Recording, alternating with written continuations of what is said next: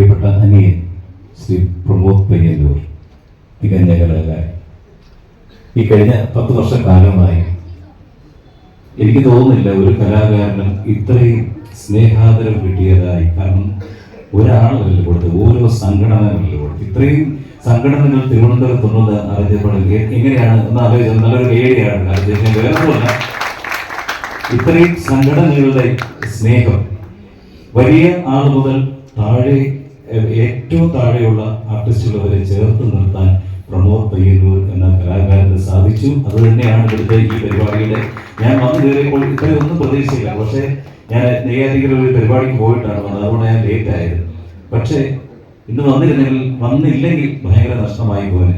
ഒരു കലാകാരൻ എന്ന നിലയിൽ നമ്മൾ ജീവിച്ചിരിക്കുമ്പോൾ നന്മ പ്രവൃത്തികൾ ചെയ്യുന്നതിന്റെ ഭാഗമായിട്ടായിരിക്കും പിന്നീട് അവരെ സ്മരിക്കപ്പെടുന്നത്.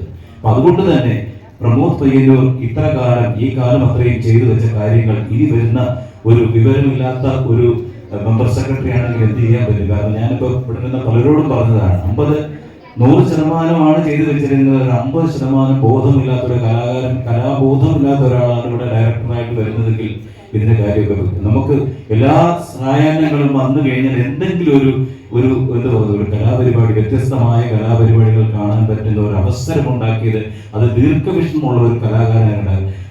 നാടകത്തിലായിക്കോട്ടെ, പാട്ടിന്റെ കാര്യത്തിലായിക്കോട്ടെ, വ്യത്യസ്തമായ വിവിധ തരങ്ങളിലുള്ള പരിപാടികളെ കോർത്തിണക്കി കഴിഞ്ഞ 10 വർഷം ഭാരത് ഭവൻ എന്ന ഒരു സ്ഥാപനം കേരളത്തിലുണ്ടെന്നും കലാകാരന്മാർക്ക് ഇങ്ങനെ ഒരു ഇടമുണ്ടെന്നും കേരളത്തിലെ ഇന്ത്യയിലെ വിവിധ കലാകാരന്മാർ ഇവിടെ കൊണ്ട് പെർഫോം ചെയ്യിച്ച് നമുക്കെല്ലാം അതിൽ സാധാരണക്കാരുണ്ട്, എല്ലാ തരത്തിലുള്ള ആൾക്കാരെ ചേർത്ത് നിർത്താൻ സാധിക്കും. ഇവിടെ വന്നവരൊന്നും അത്ര ഫേമസ് ആൾക്കാരല്ല, പക്ഷെ അവരെല്ലാം അദ്ദേഹത്തിന് കൊടുത്ത സ്നേഹം, അദ്ദേഹം കൊടുത്ത സ്നേഹം എത്രമാത്രം ഉണ്ടെന്ന് ആ ആദരവ് കണ്ടു കഴിഞ്ഞാൽ അതായത്